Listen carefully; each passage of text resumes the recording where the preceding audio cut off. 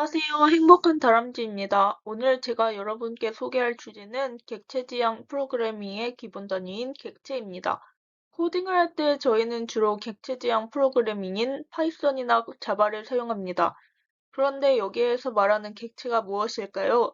저는 오늘 객체와 객체의 집합인 클래스에 대해 설명해 보려고 합니다. 객체란 분명한 경계가 있어 다른 것들과 구분되는 독립된 단위로 상태와 행동을 가지고 있습니다.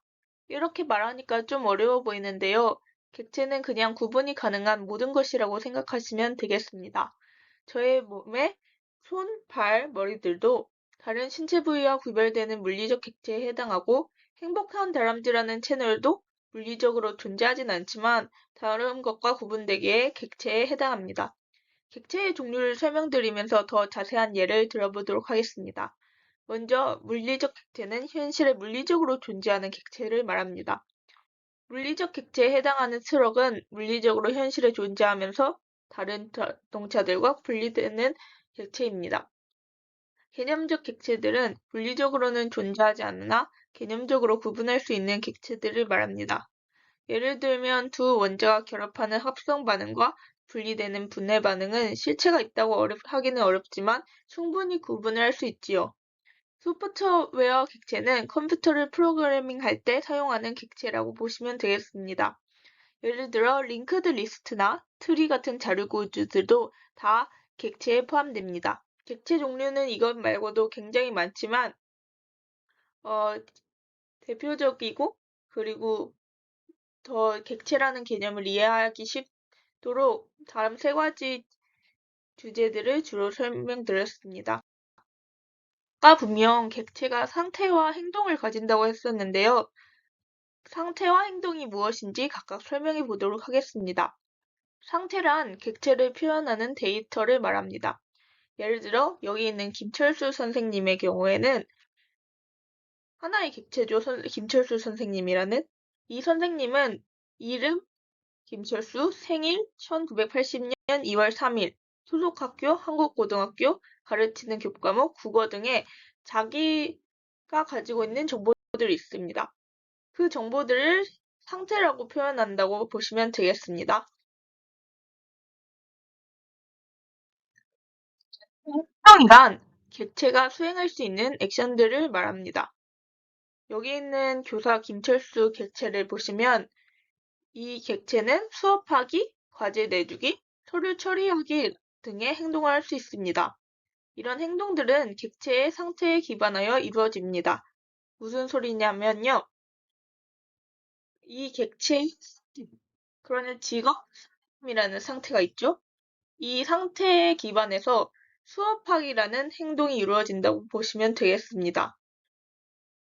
이거를 통해서 객체의 각 기능들을 나타내게 됩니다. 그러면 객체는 서로 어떻게 구분하는 걸까요? 객체는 자신만의 고유한 신원, 즉 아이덴티티를 가지고 있어 서로를 구분할 수 있습니다. 예를 들어 동명이인이 없다고 가정한 상태에서 이름이 김영희인 교사와 김철수인 교사는 각각 다른 아이덴티티, 즉 다른 이름을 가집니다. 이러한 아이덴티티를 통해 저희는 많은 선생님 중 영희 선생님과 철수 선생님을 찾아낼 수 있겠죠? 그럼 이 객체를 객체지향 프로그램에서 그대로 사용할까요? 그렇지는 않습니다. 객체는 너무 많은 정보를 가지고 있기 때문에 객체를 보다 간단하게 만들기 위해 우리는 추상화 과정을 거치게 됩니다.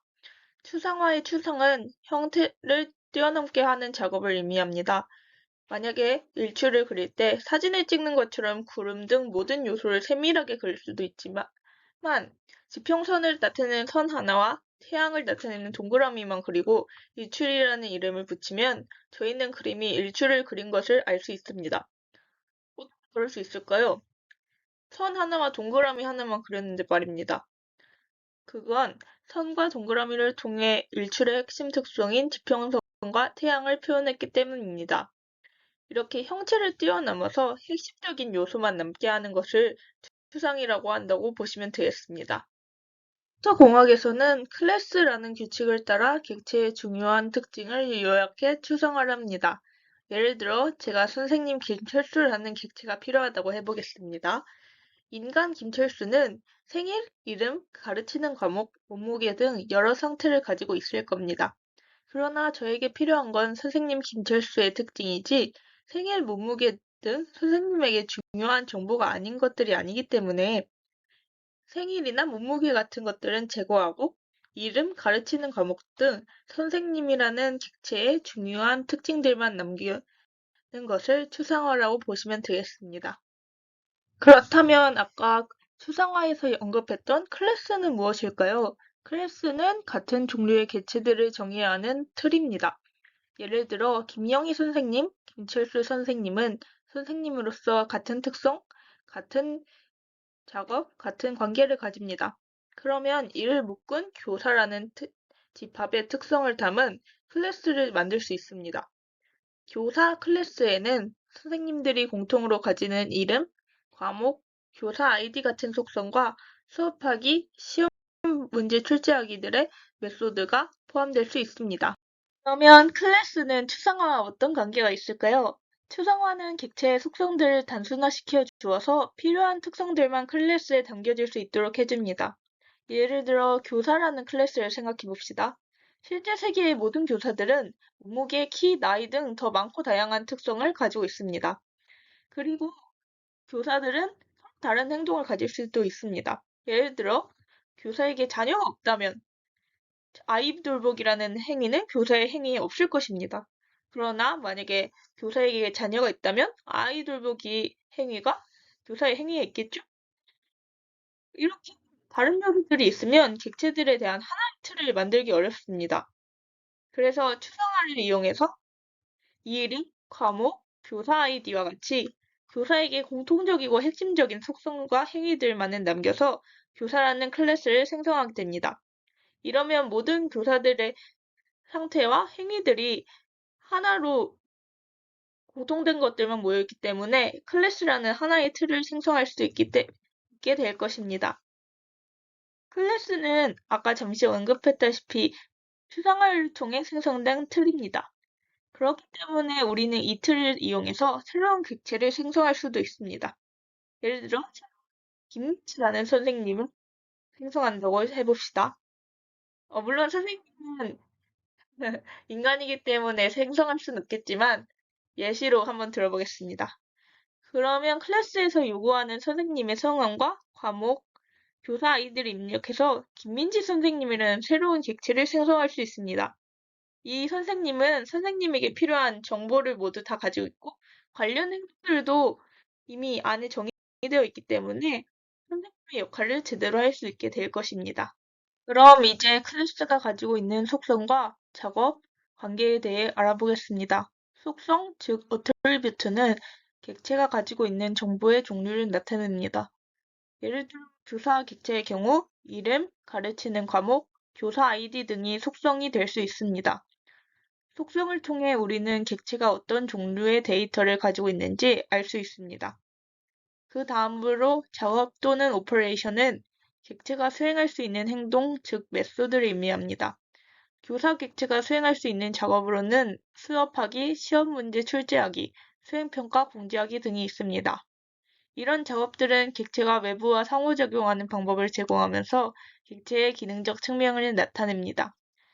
작업을 통해 객체의 행동을 정의하고 이러한 행동을 통해 객체의 상태를 변형시킬 수 있습니다. 중요한 점은 모든 객체가 작업을 가질 필요는 없다는 것입니다. 책 같은 객체는 작업을 쓸 수도 있죠. 그러니까 작업을 가지지 않을 수 있습니다. 그러나 이거는 당당하게 하나의 객체로 존재할 수 있습니다. 마지막으로 클래스가 담고 있는 다른 클래스 간의 관계에 대해 설명하겠습니다. 관계는 클래스들 사이의 연결을 의미하며 이를 통해 우리는 프로그램의 더 큰 구조를 이해할 수 있습니다. 예를 들어 교사라는 클래스와 학생이라는 클래스는 서로 사제라는 관계가 있을 수 있습니다. 클래스 내에서의 관계는 다양한 형태로 나타납니다. 예를 들어 하나의 클래스가 다른 클래스의 객체를 속성으로 가지는 포함 관계가 있을 수 있습니다. 이 경우 자동차와 자동차 바퀴라는 클래스가 이 관계에 포함된다고 보시면 됩니다. 자동차 바퀴는 자동차의 일부로서 포함되는 관계에 있으니까요. 이렇게 클래스 사이에 설정된 관계는 우리가 소프트웨어를 설계할 때 객체들 간의 상호작용을 더 명확하게 할 수 있도록 도와줍니다. 이를 통해 어떤 객체가 다른 객체와 어떻게 연결되어 있는지, 그리고 각 객체가 어떤 정보를 공유하고 서로에게 영향을 미칠 수 있는지를 명확하게 할 수 있습니다.